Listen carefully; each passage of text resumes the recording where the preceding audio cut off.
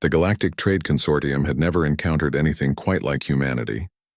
When the first human delegation arrived at Station Nexus 7, Ambassador Zixathera of the Viridian Commonwealth had expected another routine first contact procedure. What she got instead was 3 humans in mismatched uniforms arguing loudly about whether pizza or tacos represented superior Earth cuisine. Distinguished members of the consortium, announced Captain Sarah Chen, somehow managing to sound official while elbowing her companions quiet. Earth formally requested admission to your trade network.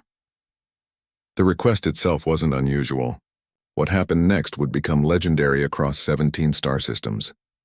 Within 48 standard hours of Earth's application, the consortium received 47,000 individual trade proposals from human entities. Not 47,000 products, 47,000 separate organizations, each claiming exclusive rights to represent humanity's interests in different sectors.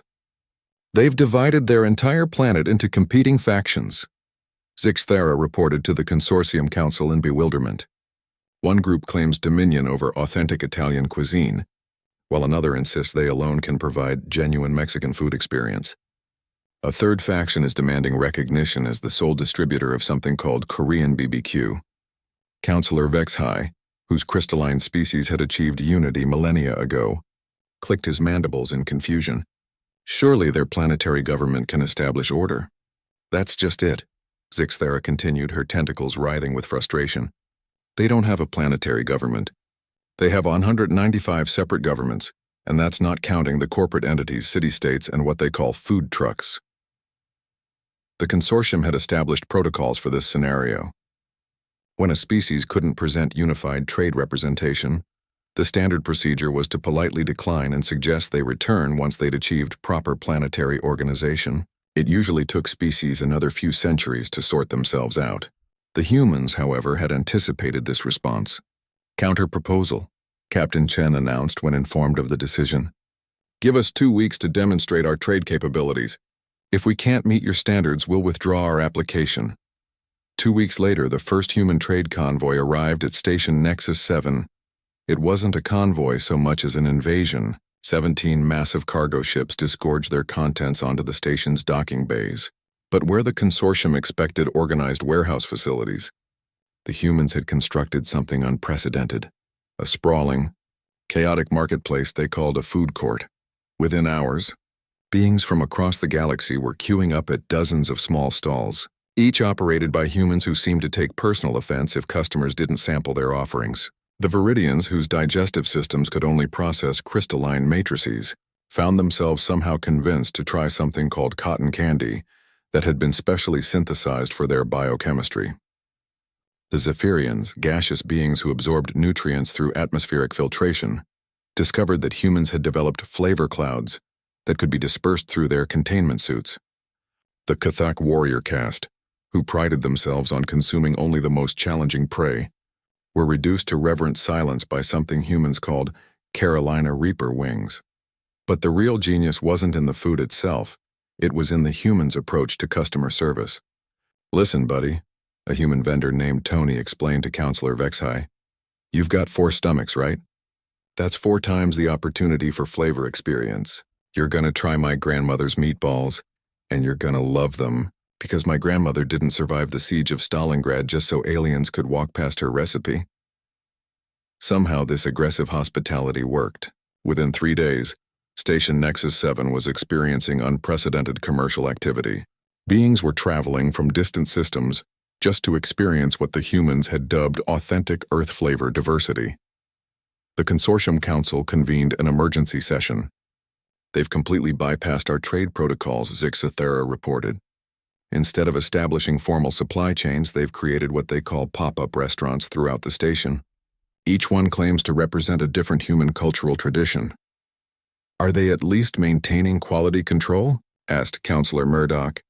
That's the extraordinary part, Zixathera admitted. They're maintaining quality through competition. Each vendor is constantly trying to outdo the others. They've turned commerce into some form of performance art. The real test came when the hegemony of Sixtar arrived for their scheduled trade negotiations. The Sixtar were known throughout the galaxy as ruthless negotiators, who viewed commerce as warfare by other means. Their diplomatic corps had never failed to secure advantageous terms. The humans assigned Tony to handle the negotiations. "So you're the big shots from Sixtar," Tony said, wiping his hands on his apron as the imposing alien delegation approached his stall. "I hear you guys like your food spicy and your deals painful. You've come to the right place." What followed was less a negotiation than a cultural exchange conducted through increasingly complex food metaphors. The Sixtar delegation found themselves explaining their empire's expansion philosophy, while Tony prepared them something called nuclear fusion nachos and nodded knowingly. "You know what your problem is?" Tony said finally, sliding the plate across the counter. "You're thinking too small. You want to conquer markets? I'm going to teach you about market penetration Earth style." By the end of the week, the hegemony of Sixtar had signed an exclusive distribution agreement for Tony's intergalactic fusion cuisine and had appointed him as their cultural liaison to Earth. The consortium council met one final time to address the human situation. "They've rewritten every protocol we have," Councillor Vexhai admitted. "Their trade methodology appears to be based on controlled chaos and aggressive friendliness." "Our efficiency ratings are up 347%, added Councillor Murdoch. "Species that haven't spoken to each other in millennia are now sharing meals and discussing joint ventures."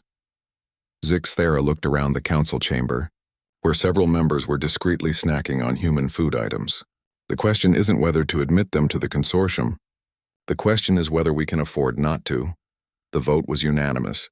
When Captain Chen received the notification of Earth's acceptance into the Galactic Trade Consortium, she was sharing a pizza with a Viridian diplomat who was explaining how human food metaphors were revolutionizing interspecies communication.